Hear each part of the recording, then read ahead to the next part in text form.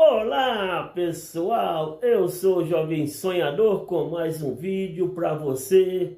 Hoje no canal nós vamos continuar falando da história dos cristãos e da Bíblia. Uma história muito boa que faz nos crescer e aprender com respeito aos nossos pais na fé. E sem mais delongas, vamos ao vídeo. 1456 depois de Cristo, fim da Idade Média.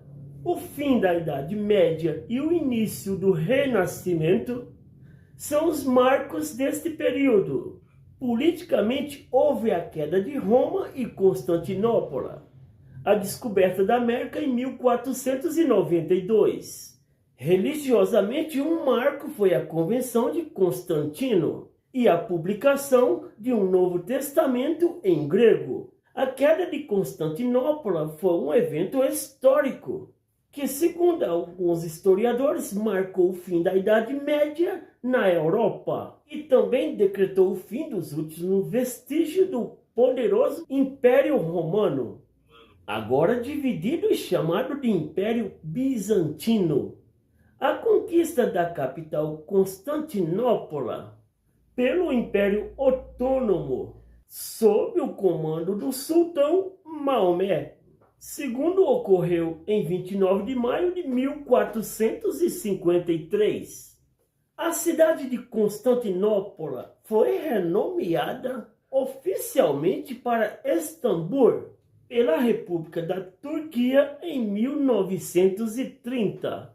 Apenas 3 anos após a queda de Constantinopla, a primeira Bíblia foi impressa em Mainz, na Alemanha, em 15 de agosto de 1456. E o responsável por isso foi um homem chamado Johann Gutenberg. Este foi um grande marco na história da humanidade, pois durante milênios de escrita restringia-se a modos de réplica muito limitadas, como os papiros egípcios.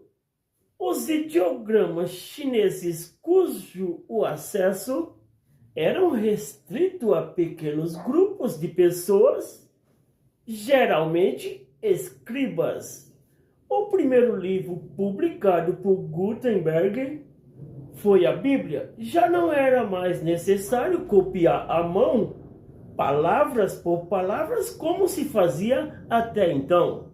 Fazia um molde com os caracteres móveis e a partir deles imprimiam-se quantas cópias quisesse. 30 anos após a morte de Gutenberg, suas máquinas já estavam espalhadas por toda a Europa. Nas grandes cidades havia um homem, Wittenberg, que chegou a imprimir 100.000 Bíblias. Um dos maiores humanistas desta época do Renascimento nasceu em 1467, de nome Erasmo. Seu pai era um padre.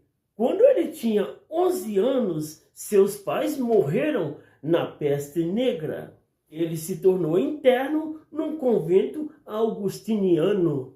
Quando em 1492 se tornou um monge, mas para aumentar a sua renda começou a aprender a ensinar grego.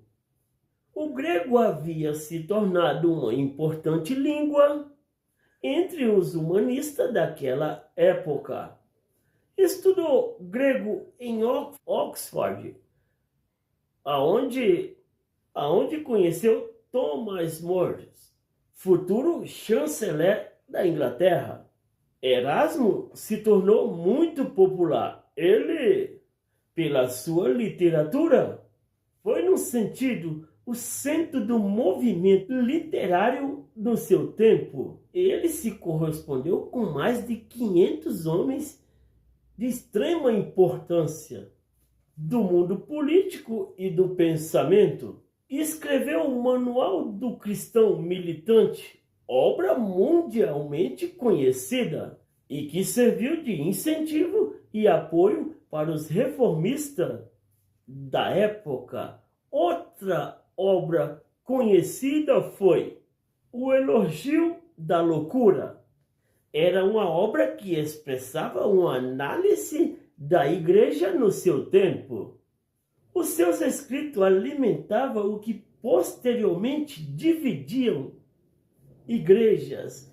É a mais importante obra que escreveu toda a sua vida foi a tradução da Bíblia do latim para o grego. Foi no ano de 1516. Ele terminou o Novo Testamento em grego quando lecionava Glyn's Close em Kennedy. Depois agrupou em uma página dividida em duas. Em uma metade ele colocou o texto em latim e na outra metade suas traduções em grego. Erasmo dedicou esta obra ao Papa Leão X. Isso lhe segurou em parte certa simpatia da igreja e garantiu a ele a permissão de vender o produto. Esta obra caiu no chão como uma semente. Não há outra maneira de descrever, pois Martinho Lutero, passando os olhos naquilo e traduzindo do grego para o alemão da sua época, e deu a Bíblia para os alemães. Foi exatamente o que Zwingli e Calvino fizeram pelas pessoas que viviam na Suíça. Foi exatamente o que William fez com as pessoas que viviam na Inglaterra. Esse texto foi o que serviu de referência para que o rei King James fizesse sua tradução em 1611. Em 1517 depois de Cristo, a Reforma. Um homem está acima de todos os outros quando se fala de Reforma Protestante. Martim Lutero. Lutero foi o epicentro da ruptura da Igreja Católica, mas exerceu também o papel vital na história da Bíblia. Martinho Lutero nasceu no dia 10 de novembro de 1483. Entrou para o monastério augustiniano, onde obteve o grau de bacharel em artes. Um ano depois, fez os seus votos para se tornar professor da literatura bíblica. Se indignou com muitas práticas exercidas pela Igreja Católica. Por exemplo, uma delas era as indulgências.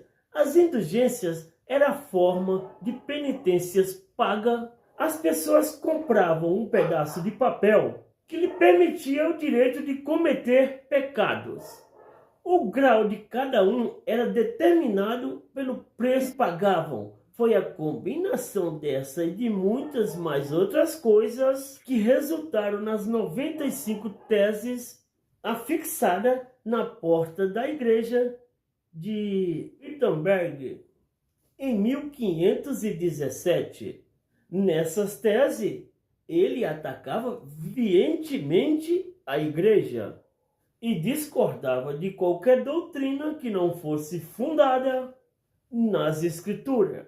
Na Alemanha, em 1521, Lutero queimou publicamente a bula papal. A obra mais importante de Lutero foi a tradução do Novo Testamento grego de Erasmo para o alemão. Lutero não foi o único responsável pela reforma europeia. João Calvino foi responsável por traduzir a Bíblia para o povo da Suíça. Se o luteranismo e o protestantismo nasceu em Wittenberg, então o presbiterianismo nasceu em Genebra. João Calvino era um teólogo francês, nascido em 10 de julho de 1509. Foi um humanista, nunca foi ordenado um sacerdote. Depois do seu afastamento da Igreja Católica, foi porta-voz do movimento protestante, pregando em igrejas e acabando por ser reconhecido por muito como padre. Fugiu para Genebra em 1536 e faleceu em 1564. Genebra tornou-se definitivamente um centro do protestantismo europeu. E João Calvino permanece até hoje uma figura central na história da cidade suíça. Quando Martinho Lutero escreveu suas 95 teses em 1517, Calvino tinha 8 anos de idade e a forma de protestantismo que ele ensinou e viveu é conhecida como o nome de calvinismo. Calvino era incomparável na área da doutrina. Em 1542 havia o surto da peste negra em Genebra. A peste negra permanecia um fenômeno incompreensível. Para lidar com a epidemia, era normal que se multiplicassem os casos de feitiçarias e de rituais para combater a peste.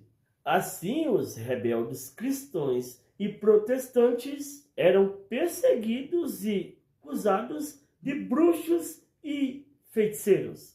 Muitos eram queimados vivos, eram os culpados pelas desgraças e castigo de Deus.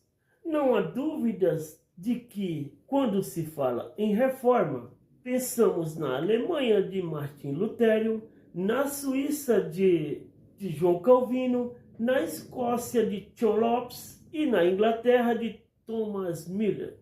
Vianney nasceu por volta de 1495 na Inglaterra, era aluno especializado em direito canônico. Reunia-se num bar para estudar e discutir a Bíblia. Com os seus amigos, muitos se tornaram seus seguidores. Um deles chamava-se William Tyndale, que posteriormente veio lhe traduzir um Novo Testamento do grego para o inglês. William Tyndale foi um pastor protestante, mestre em arte pela Universidade de Oxford. Traduziu a Bíblia para o inglês moderno, um livro tal que todo menino de arado pudesse ler e se tornar mais conhecedor das Escrituras do que o próprio clero. Esta é uma frase de Tyndale que ficou muito conhecida.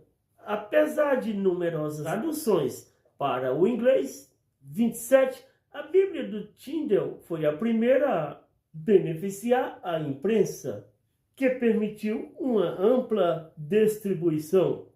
Foi em Cambridge que Tyndale descobriu o poder regenerador da Bíblia. Lá se uniu com um grupo de estudo liderado por Bione. Ele sabia que esse despertar estava restrito a Trinity, em função da cultura, e assim a razão da sua vida e a causa da sua morte foi traduzir a Bíblia para a linguagem do homem comum.